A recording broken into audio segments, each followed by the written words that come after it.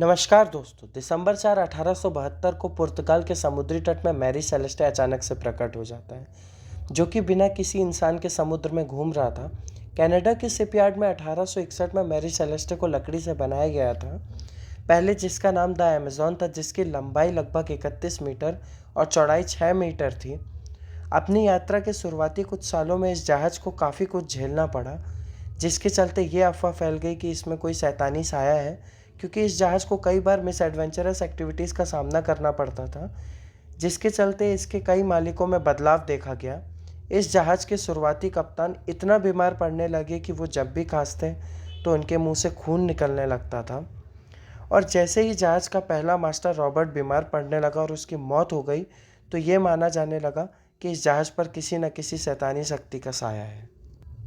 और इन सब चीज़ों का असर इतना ज़्यादा देखने को मिला कि इस जहाज़ को अपनी यात्रा के दौरान काफ़ी बड़े बड़े नुकसान झेलने पड़े और इसके मालिकों की भी हालत बद से बदतर हो जाती थी। और इतना सब होने के बाद भी रिचर्ड हैंस ने इस जहाज़ को ख़रीद लिया और इसका रंग रूप पूरे तरीके से बदल दिया और जहाज़ का नाम अमेज़न से मैरी सेलेस्टे रख दिया। पर नाम और हुलिया बदलने से इस जहाज़ का काला साया तो ख़त्म होगा नहीं। और इन्हीं सब वजह से रिचर्ड ने इस जहाज़ को बेंजामिन्स को बेच डाला। इस बार काफ़ी कुछ बड़ा देखने को मिला जब अक्टूबर 1972 को इटली यात्रा के दौरान शिप के कैप्टन बेंजामिन अपनी पत्नी सैरा और अपने 2 साल के बच्चे समेत 7 अन्य क्रू मेंबर्स के साथ यात्रा कर रहे थे। पर नवंबर 7 1872 को मैरी सेलेस्टे की यात्रा न्यूयॉर्क हार्बर से जेनेवा इटली के लिए निकली, जो कि बेंजामिन्स और उनके क्रू मेंबर्स के लिए काफ़ी ज़्यादा गलत साबित हुई। इस जहाज़ में लगभग 1700 बैरल इंडस्ट्रियल अल्कोहल और काफ़ी मात्रा में लगभग 2 महीने का खाना और पानी रखा हुआ था, जिसकी कीमत लगभग $35,000 थी।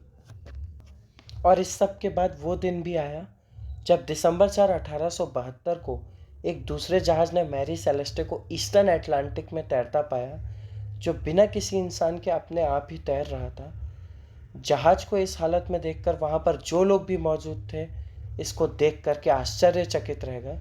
अब सवाल ये है कि क्यों शिप के क्रू मेंबर्स ने इस जहाज़ को छोड़ दिया, क्योंकि जहाज़ भी बिल्कुल सही था और ना ही मौसम में कोई ख़राबी थी और ना ही जहाज़ में कोई तकनीकी खराबी थी। और सभी क्रू मेंबर्स भी काफ़ी ज़्यादा ईमानदार थे और 2 महीने तक का पर्याप्त खाना और पानी भी था। किसी तरह का कोई पायरेट अटैक भी नहीं हुआ था। फिर कैसे अचानक कप्तान का परिवार और क्रू मेंबर्स गायब हो गए? क्योंकि इस बीच सबसे बड़ी बात यह है कि क्रू मेंबर्स का सामान भी वैसे का वैसा रखा हुआ था और खाना भी वैसे का वैसा रखा हुआ था और ना ही कोई लूटपाट के कोई निशान थे।